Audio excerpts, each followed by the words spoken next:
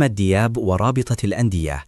أحمد دياب رئيس رابطة الأندية ينفي وجود أي نية لإلغاء الدوري بسبب معسكر المنتخب، ويؤكد استمرار المسابقة بشكل طبيعي. طلبات حسام حسن. حسام حسن يطالب بإنهاء الدوري بحد أقصى 20 مايو لمنح المنتخب 10 أيام إعداد قبل السفر إلى أمريكا للمشاركة في كأس العالم.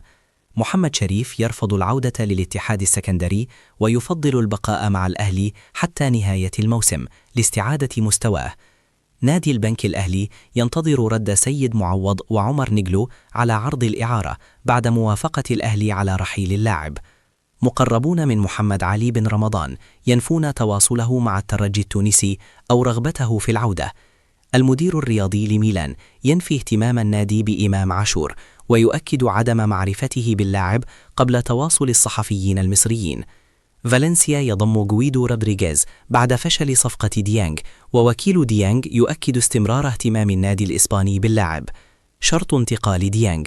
في حال رفض الأهلي رحيل ديانج الآن، سينتقل فالنسيا للتعاقد معه مجانا بنهاية الموسم.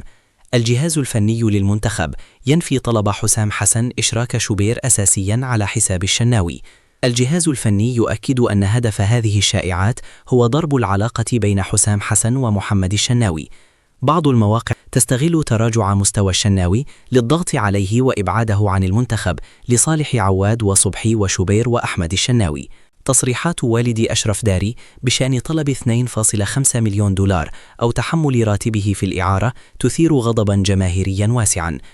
أحمد شوبير ينفي تفاوض الأهلي مع البنك الأهلي لشراء أسامة فيصل.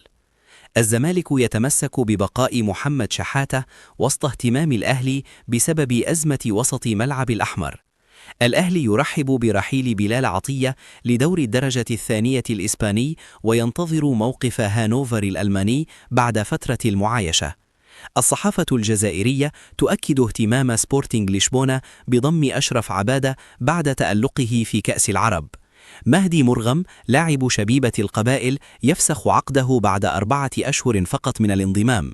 برشلونة يدرس ضم برناردو سيلفا مجانا بنهاية عقده مع مانشستر سيتي. ضياء السيد يرى أن هيثم حسن لاعب عادي، ويؤكد تفوق إمام عاشور عليه فنيا.